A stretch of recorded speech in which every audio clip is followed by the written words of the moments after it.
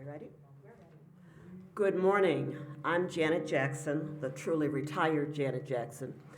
And before I say anything else, on behalf of so many of the citizens of Columbus, I just want to say thank you to all of our leaders, whether you're our elected officials, you are serving with the city nor the county, to our nonprofits, to corporate, for all of you who are leading with such skilled leadership during these very challenging times. As someone who sits home and pretty much watches the news from 7 a.m. until 2 every day, I so appreciate what you're doing. So I'm assuming that all of you know that I chaired the Columbus Community Safety Advisory Commission. Mayor Ginther asked me to do that in March of 2018, and we delivered our report to the mayor and others in January of this year with 80 recommendations. Very, very, very, very important. And I try not to say which is the most important of the recommendations, but certainly I can say that recommendation number 70. It is the one that asks the mayor to establish an independent civilian review board. And so I was asked to just share with you why we thought that was so important. Well, first and foremost, as we approached our work, we came with the idea that we wanted to take a look at what other communities were doing, and we wanted to bring best practices to our city. And in many of our major cities, this was absolutely a best practice to have an independent civilian review board. They all don't look the same, and we shared with the mayor that someone else would need to build out what that would look like. But I would say there was even a more compelling reason. We listened to our citizens, and whether they appeared before us because we did have some public hearings or if they submitted written requests, they wanted a civilian review board. And one of the primary reasons is that they want to try to bring the community and the police, closer together. What could they do to build more trust with our police officers? And they felt that us having this board would certainly do that. So as the chair, I am thrilled that much work is being done on these recommendations. And I want to thank Mayor Andy as he leads us in this work. So Mayor Ginther, it's a pleasure to introduce you this morning. Thank you. Thank you so much, Janet, for all of your continued service to the people of Columbus in many different ways. Janet has broken barriers and overcome hurdles throughout her career and is still doing it with this work for the people of Columbus, so thank you.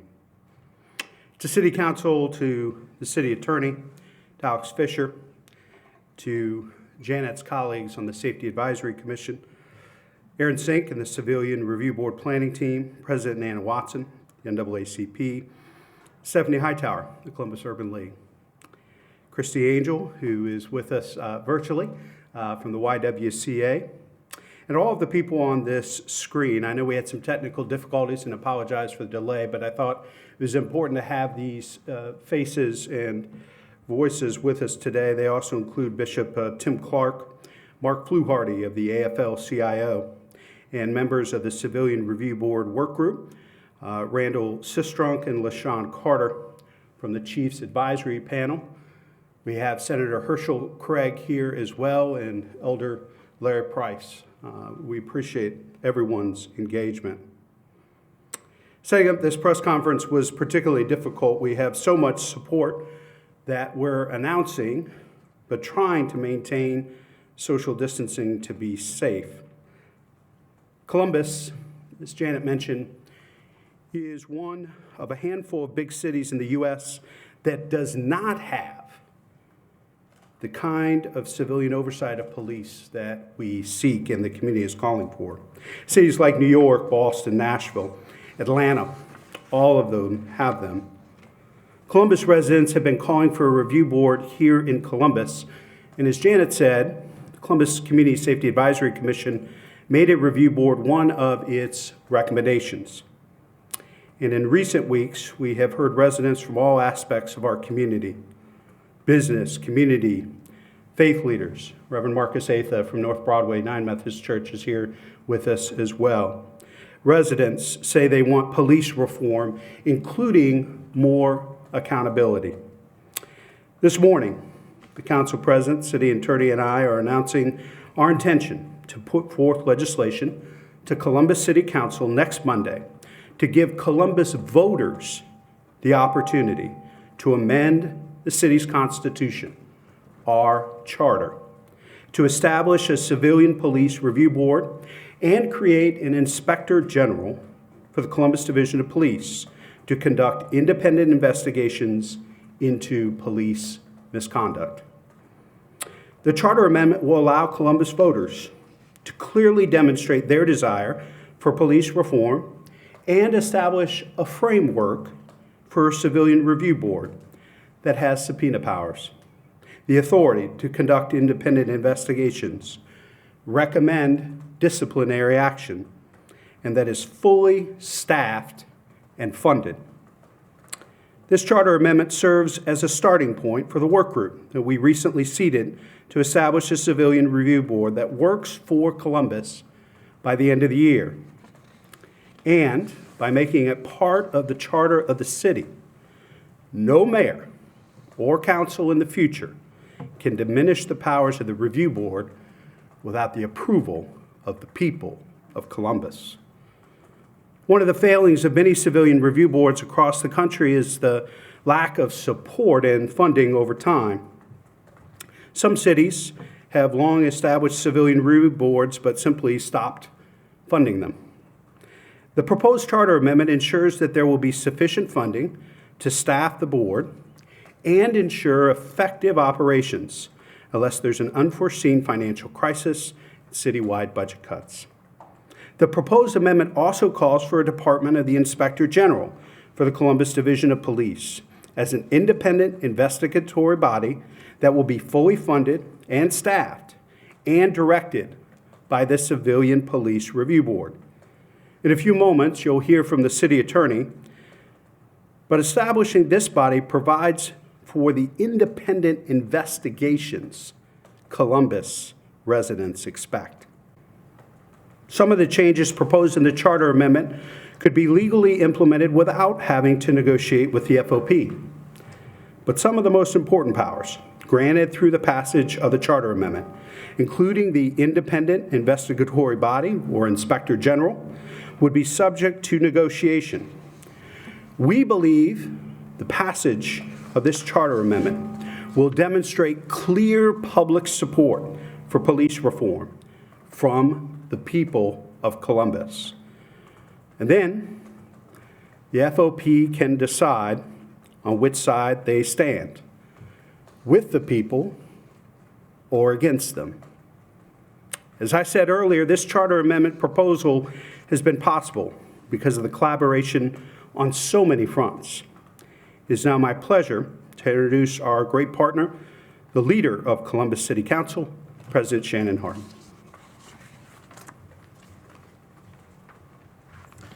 Thank you, Mayor. Thank you for your leadership. Thank you for bringing us all together. To my colleagues, to my friends, to community leaders, thank you for being here, but thank you for your unwavering support as we gather to answer the call and follow the direction of the community. We are here because folks have worked hard, but we are here because folks have demanded this day. On June 25th, my colleagues and I on City Council held a press conference to announce what we plan to do in the next month. That day, we told the public what we plan to do.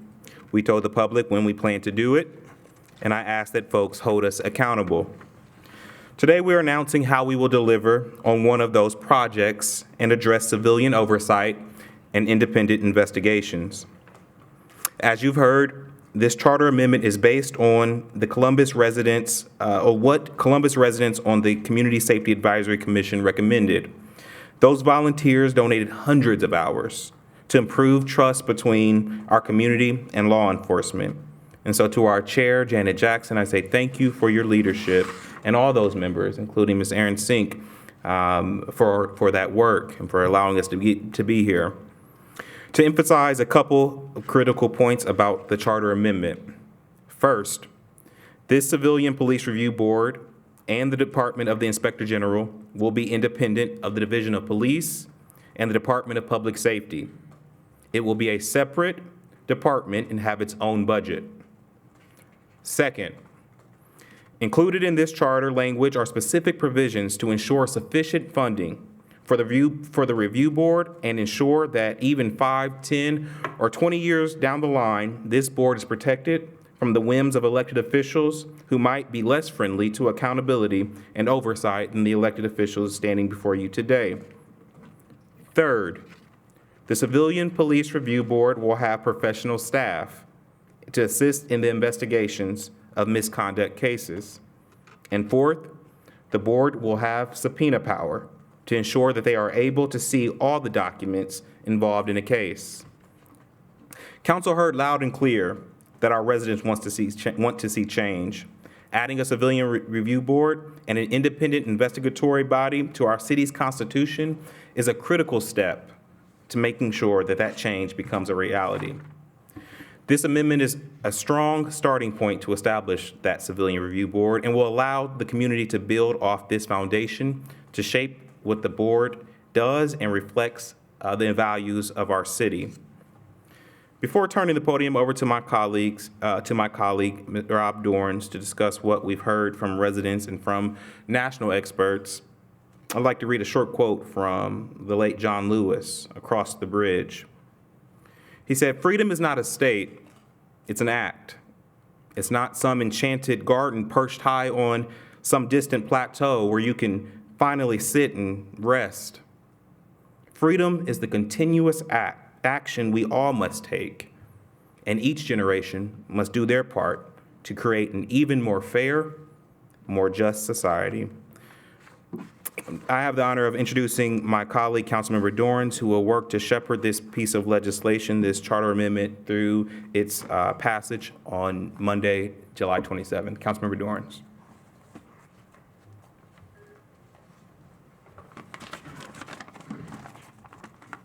Thank you, Council President Hardin, Mayor Ginther, City Attorney Klein, invited guests. It's an honor to be here today to talk about this important topic.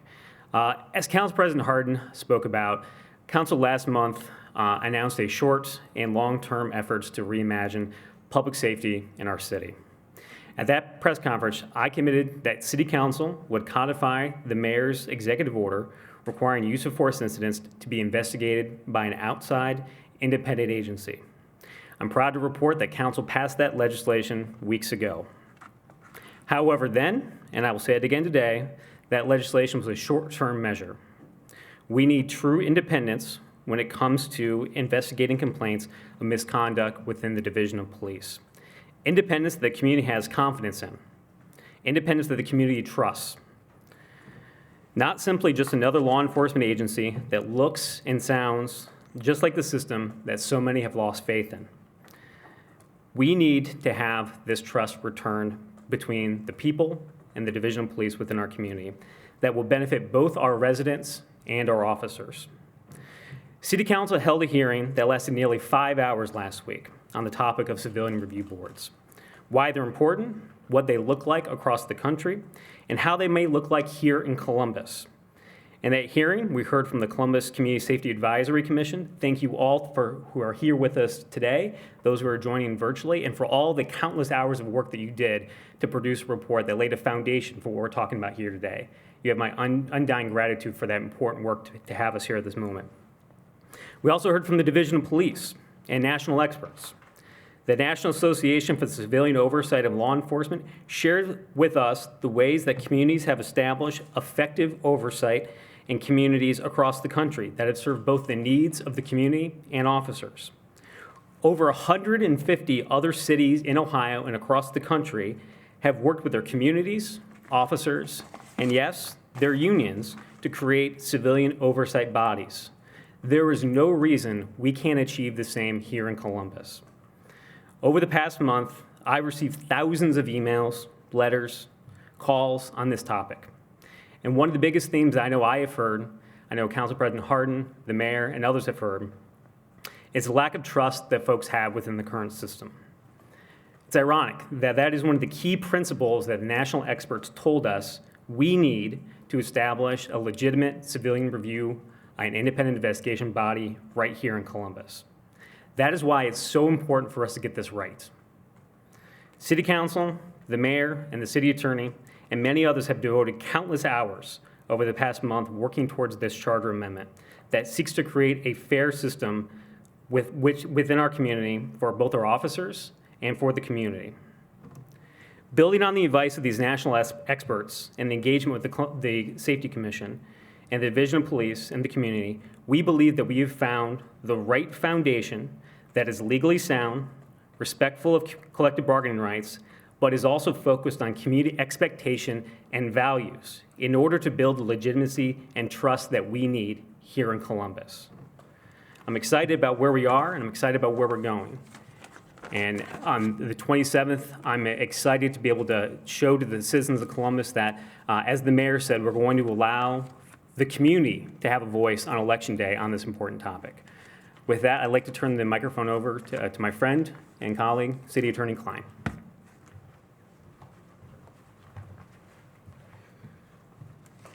Thank you, Councilmember Dorans, and certainly to all the wonderful people in this room who have stood here to get us to this point. Certainly grateful for those efforts. This city charter amendment will create the foundation of a permanent civilian review board. Through ordinances, once this is passed by the people of the city of Columbus, City Council will be able to add specifics as it relates to the process, expanded duties, and greater authority of the review board itself. This is the basis to build out a strong civilian review board, as Chair Jackson talked about. This will occur as the FOP contract is renegotiated and updated in the future. It's important to note that these amendments will not challenge or upend Ohio's collective bargaining laws or process, or the collective bargaining process itself. This charter amendment will provide the structure for a civilian review board that transcends the term of any mayor, any city council member, or any city attorney. It will be permanently established in our city's charter, its constitution, from this point forward upon passage by the people as a strong exclamation point about accountability and review. It will be an apparatus for improving police-community relations far into the future and work within the framework of the collective bargaining process and agreement as it grows and as it's amended to reflect community expectations in policing. I know it will be the base for long-term learning and accountability. This is just one critical step in the process of reimagining the culture of justice in the city of Columbus. We've seen that even cities with robust civilian oversight still face challenges, which is why this important step is one of many important steps the city is undertaking to improve police-community relations and promote transparency and accountability in the policing process. Our work doesn't stop here. We must continue down this path of progress for all of our reforms, big and small, that together will improve police-community relations and bring about a more just and equitable society. I'd like to introduce my good friend, the president and CEO of the Columbus Partnership, Mr. Alex Fisher. Thank you, Attorney Klein, and thanks to everybody that is in this room together. We at the Columbus Partnership stand with our employees, literally hundreds of thousands of employees in Columbus and Central Ohio. We stand with City Hall, with our mayor, and all the members of City Hall. Candidly, we stand with the citizens of Columbus. And yes, we even stand with the rank and file police officers of our community who serve us well every single day in one of the toughest jobs that we can imagine. But surely this summer has taught us all something. I'm not afraid to tell you that racism is alive and well all over our community. It exists in our businesses. It exists in the city hall. It exists in our neighborhood. And I believe that if we have learned nothing more this summer, is that we all have to dig deep in our hearts and in our organizations and think about how we're going to improve and how we're going to change. And to me, that's exactly what this charter amendment is about. How are we going to change? How are we going to come together as rank and file police officers and citizens in a new partnership? A partnership that listens to one another, respects each other, that holds each other accountable. A partnership that can exist, that can come out of all the turmoil of this summer. And as the city attorney said, this is just one step in a really long journey that all collectively we have to be in. We have to root out racism. We have to root out hate. We've got to bring fairness to all aspects of our community. And we are very proud to stand with our community in this very important step to bring fairness and a new partnership in how we think about keeping one another safe, how we hold each other accountable, how we bring police and the community together, not divided. And so, Mayor, City Council President, and all of our leaders, we appreciate your leadership, and we stand very proudly to ensure this is an important step to a future Columbus that we can all be very proud of. It's now my opportunity to introduce Aaron Sink. Aaron's been a leader in Civilian Review Policing Council and looking at these issues. And Aaron, thank you for your citizen leadership on these issues.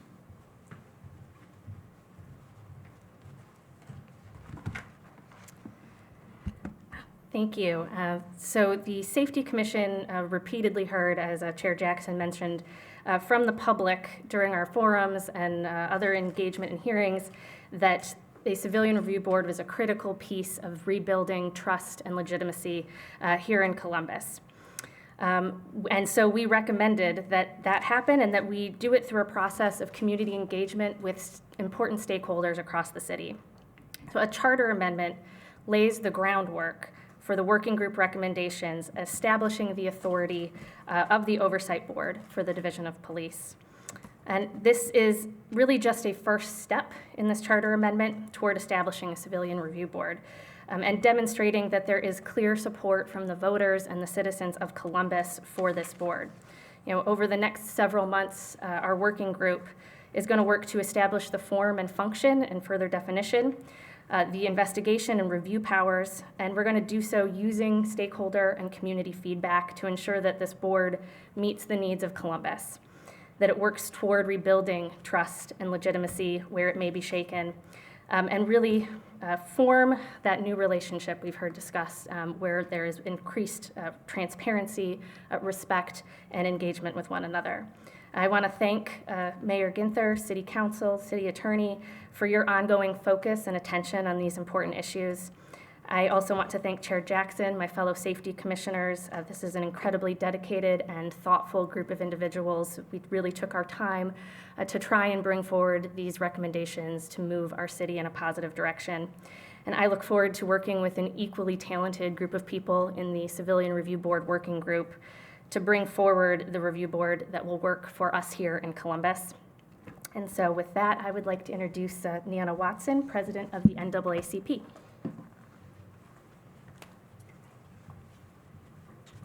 Thank you, Mayor. On June 30th, 2020, the Columbus branch of the NAACP held a press conference in which we called for a Citizens Review Board with subpoena power.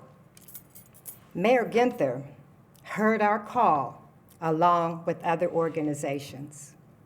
He received feedback on the Citizens Review Board from the community.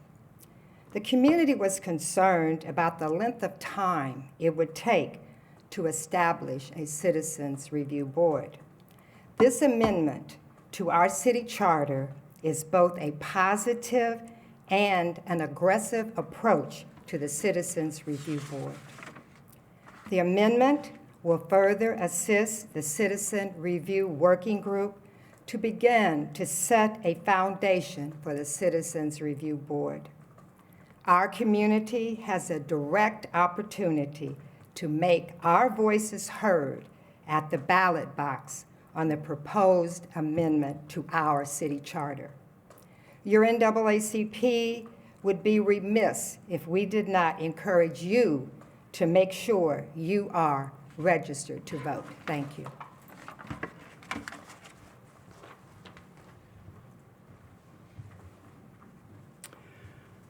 Thank you, President.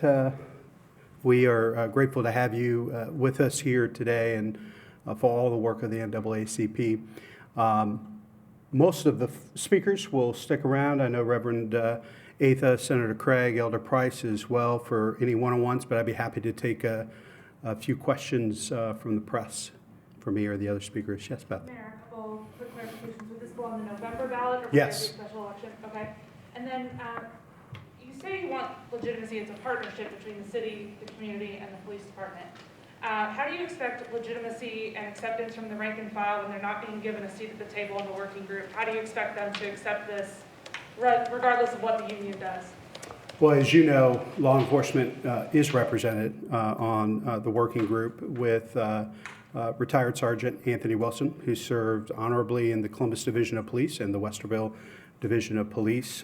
There also is a retired member of the Division of Police that is part of the advisory group as well. I think it's the Professor Franklin, is that right, Robin? John McCombs is also a retired officer as well. So that perspective will be heard, and we look forward to working with them to make sure that we come up with a civilian review board that works for Columbus. Tom. Mayor, what's your confidence level that this would pass? Has there been any internal polling done? Is this just kind of based on the current climate that you think this is going to pass?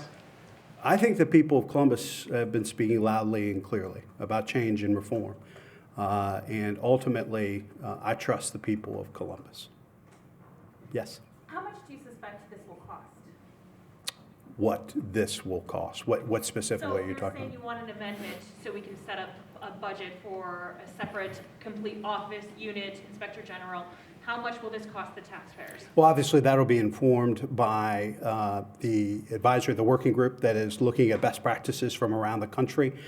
We think it's important that this is fully funded, both the Civilian Review Board and the Inspector General role and oversight and the investigatory powers that we believe they need.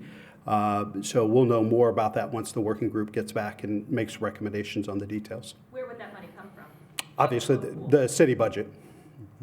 But I mean, who would they report to? What budget would it come out of? I think, we'll continue to work with the working group on how that plays out. My guess is it would either be out of, probably the general fund budget and maybe under the Department of Public Safety, independently of the Division of Police.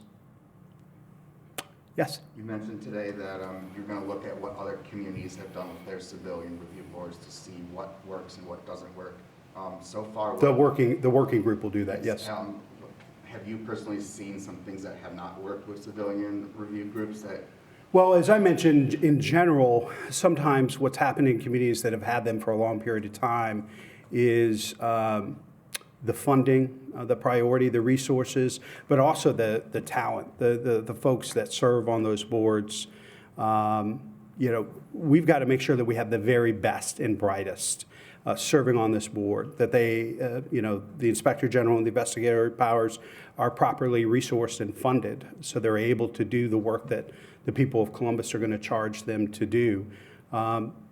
So I'm not going to cast judgment yet. That's why we formed this working group to look at models from around the country. But what I've seen is that some have not worked as well when they haven't been properly resourced, either with financial resources or human resources. Somebody else had a question. Tom Lacey, jump ball. Mayor, more on this Inspector General position, assuming that's an appointed position, is it appointed by whom? Civilian Review Board. The board will appoint them. they would appoint it? Do you have requirements, or is that ought to be worked out? Of what this Yeah, those will be more of the details that come out from the working group recommendations. Terms, how many members, all those types of things. What this really is the framework and puts in the hands of the people the ability to choose a civilian review board as a path, as one of many reforms that Chair Jackson and the Safety Advisory Commission recommended. The Matrix report recommendations that Chief Quinlan is actively working to implement. This is one of many things, but a critically important thing that we believe the people of Columbus should have a direct role and participate in. And you said the board would appoint that inspector general. That's correct.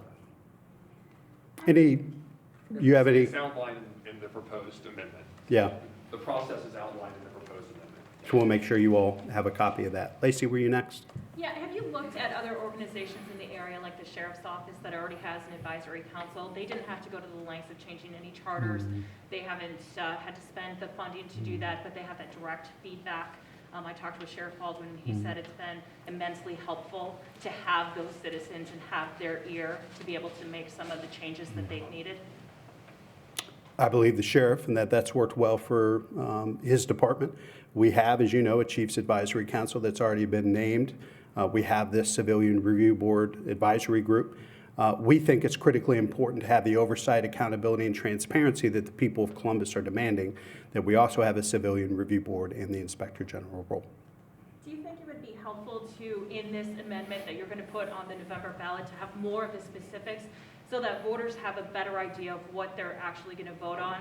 Who's going to pick the people on the group? Who's going to pick the Inspector General? How people can apply and get on to be a part of that process? We think there's enough detail at this point, and I trust the people of Columbus to know exactly what they're voting on. It's outlined in the proposal here. But we think it's also critically important that this working group that we've named to really delve into best practices and look at what's worked in other places and hasn't, and bring forth more detailed recommendations that we can implement once the people of Columbus have weighed in on the Civilian Review Board. Yes, Bethany? So from what I'm hearing you say, the working group is going to be working on developing those recommendations prior to November and releasing some of that information to the public prior to the November election. Is that accurate? Yeah, their work will start right away, and they'll be meeting and guided by a facilitator that's going to help them determine research best practices. My guess is they'll be in constant communication with the city attorney, city council, and myself about what they're finding, and then ultimately, if the people of Columbus support this charter amendment, then we will go ahead with their more detailed recommendations on seating that Civilian Review Board by the end of the year, as I've talked about before. Yes? So you said you want it independent from the police department, the Civilian Review Board, and the Inspector General. Will it also be independent from your office? Yes. It's all outlined in the statement. We'll make sure you guys have all that. But I'll ask folks to stick around if you'd be so gracious for a few minutes if the press have any follow-up questions. But appreciate everybody being here today and your patience with our technical difficulties at the beginning. And to all those who've joined us virtually, thank you so much for being part of this.